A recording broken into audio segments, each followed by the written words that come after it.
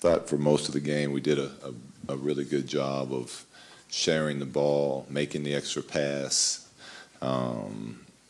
And then at the end, which is normal, defenses pick up, intensity picks up, but then we gave into that and we started watching one guy go and then watching another guy go. And we started standing around the three-point line instead of cutting to the basket. But it was, let's keep our composure. Let's stay. Let's keep trusting each other, and find a way to win this game. So 10 games in, 5-5, seemingly playing better basketball even the last week or so. How would you look at things on this a macro level, even if it's a smaller sample size to start the season? We're happy with where we're at right now. It's, to me, the most impressive thing is the effort we're getting right now every single time we play the game. Whether it was up in Portland on a tough environment tonight, having a big lead and then having to hold on to it for dear life with a team, at least two of those guys that are gone deep into the playoffs and are in the playoffs every year. So it's the fact that every night we're finding ways to compete and bring in an energy level and defend is 10 games in. I wouldn't have thought, honestly, we were ready to start doing that. So it's nice that we're seem to be being able to carry that on a little bit.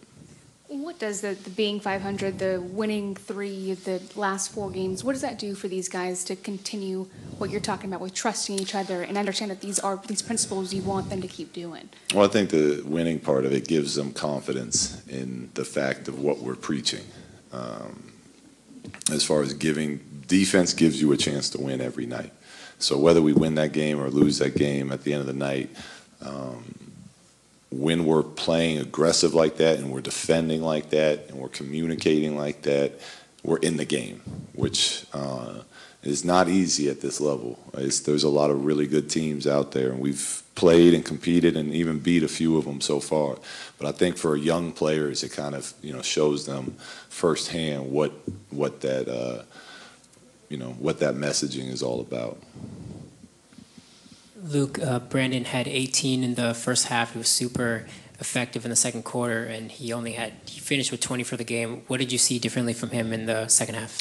Well, I don't think it was him again. I think it was our team. We stopped, we were getting movement into what he was scoring. I know a lot of their defense was switching, and he was making nice individual plays, but a lot of that was because we had movement and momentum built into that drive by Brandon, and the paint was open. In the second half, there was so much standing, and people were catching and holding that Memphis, who's a very good defensive team, was able to load up that defense. So there wasn't that same type of spacing and that same type of push into those drives that he was having so much success with in the first half.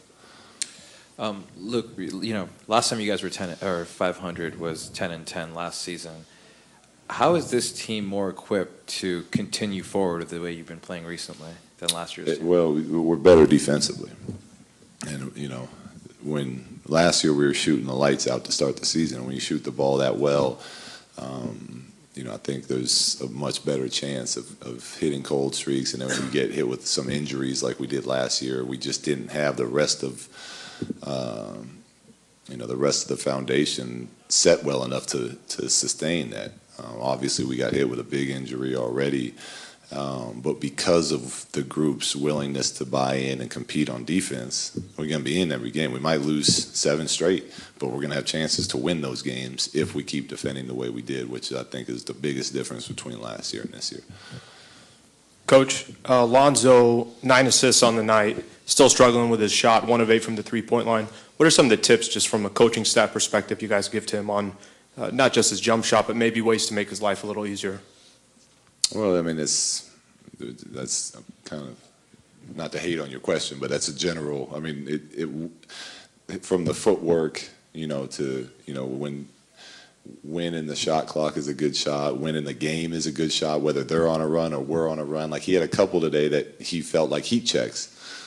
And, if he hit the one before and the crowd's behind it, I'm okay with those. And then there was other quick threes he shot when they were on a run. So it's pretty much the same shot, but just within the game, it's a different the momentum's different. So you got to learn the difference between those. So there's a lot of really small things that he's a smart player. He'll pick up on quickly. But I want him to keep shooting. I'm glad he's not turning them down. I'm glad he's trying to put pressure on the rim. And you know, the way to break through that is to just, you know, keep working after practice, coming in early, getting your shots up, and then keep doing it in the game. And eventually you'll figure it out, especially when you've been a good shooter your entire career, your entire life. You know, he'll get back. Luke, sorry, you saw KCP go down.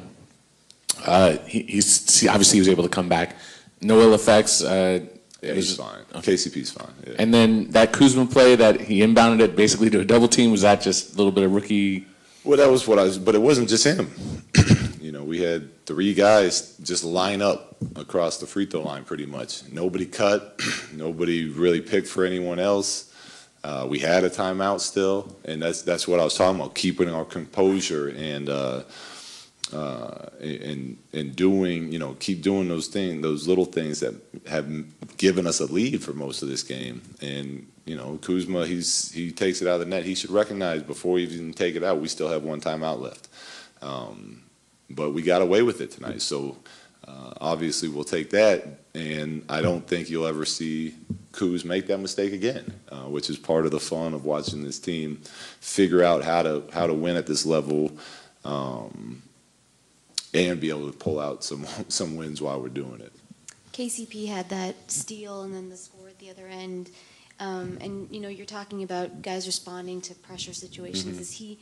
Is that an example of him being one of those guys who can keep his composure? Yeah, absolutely. He's been, that's the difference between being in this league for a while. And, you know, when he was in Detroit, a lot of their close games, he's the one they ran plays for.